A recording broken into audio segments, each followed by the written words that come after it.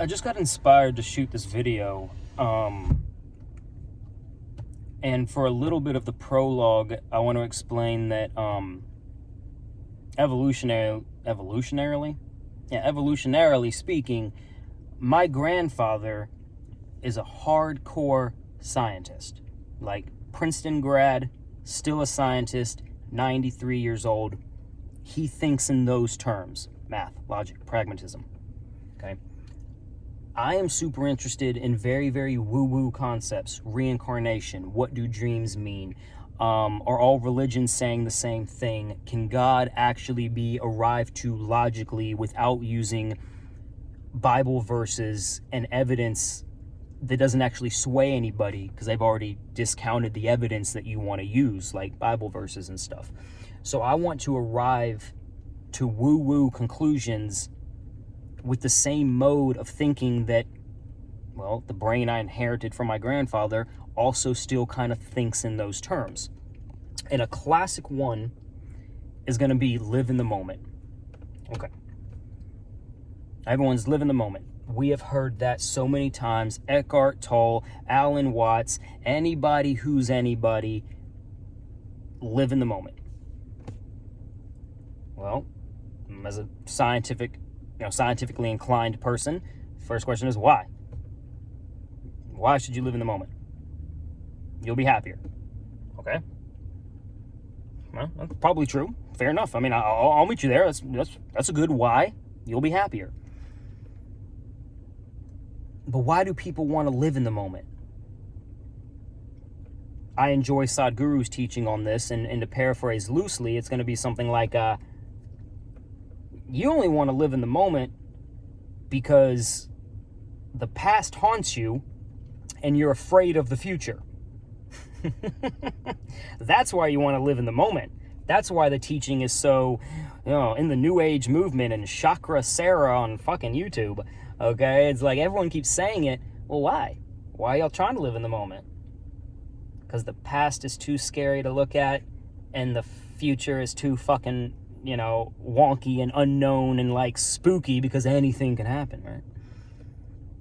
So I was like, okay, well, I want to help people live in the moment, but not in the classic woo-woo way of just saying, live in the moment. All right, how do I do that? Just keep telling yourself, live in the moment. Every time you're not in the moment, just tell yourself again, live in the moment. I was like, well, that's kind of like using the word in the definition. You feel me? It's kind of like, well, how do I do it? By living in the moment.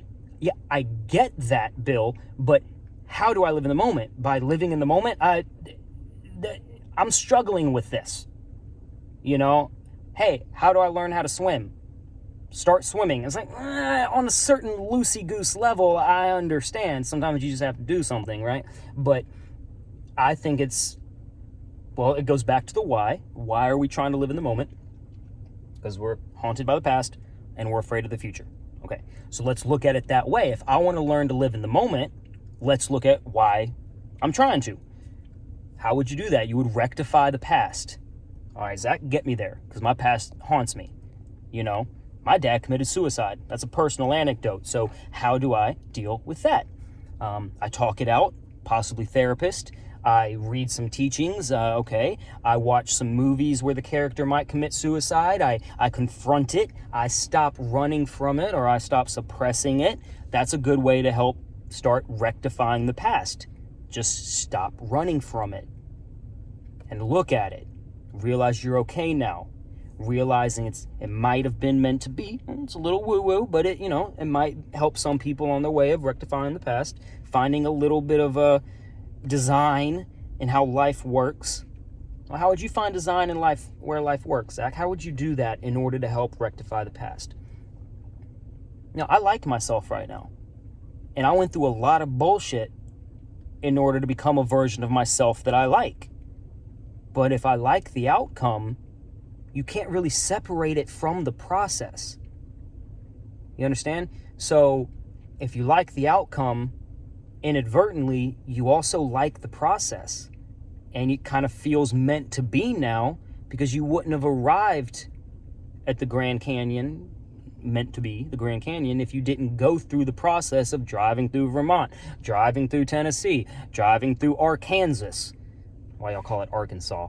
It's fucking Arkansas, right? You have to like the process if you like the destination. So that can kind of help you rectify the past, see how things are divinely playing out a little bit better. That might be how I'd rectify the past.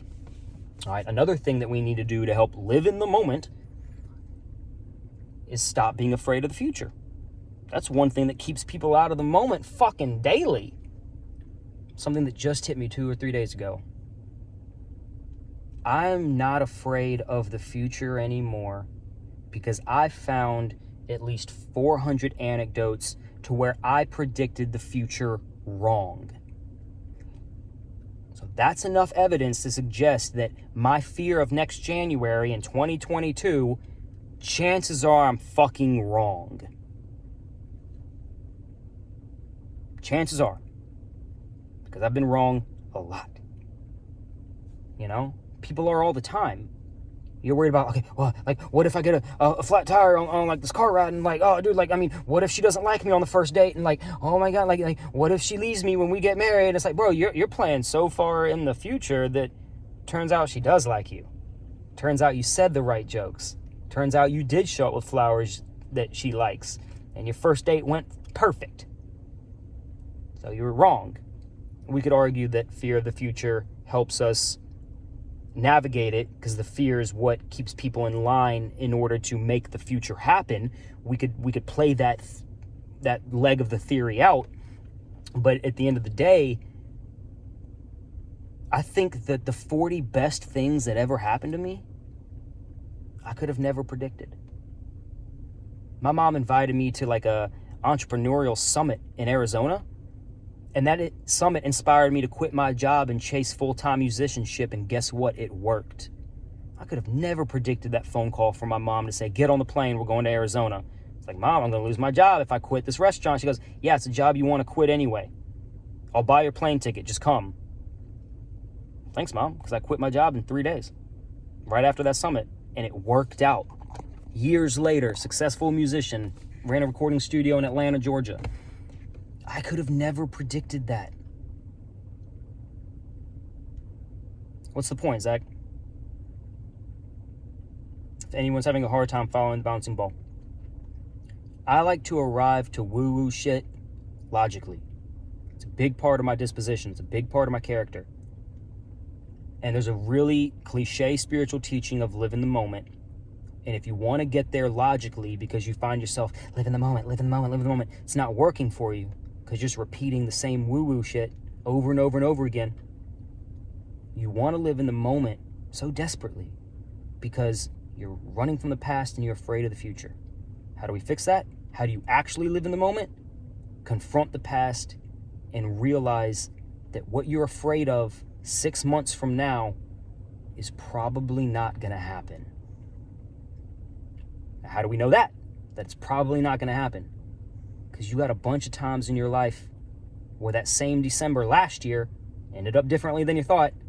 That same December from 2018 ended up different than you thought. That same December from 2014 ended up different than you thought.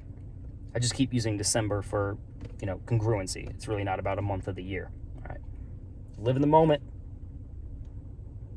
Because you can't even prove if tomorrow is going to happen. All the science in the world can't actually prove that you'll wake up tomorrow. You don't even know if tomorrow's going to happen, but yet you're so sure of how it's going to. So sure enough that you're afraid of it. Interesting. Scientific woo-woo. Is that the name of my new channel? Is that what I'm going to call it? Scientific woo-woo? I hope this helps somebody. Everyone wants to live in the moment. And I really just think repeating it to yourself over and over and over again is not beneficial. It's not actually going to help you. It might psychosomatically convince you to start doing it, and that would work. Fair enough. But to anyone struggling to live in the moment, face the past and realize you're wrong about the future. More than likely. Like, really more than likely. Zack Symes.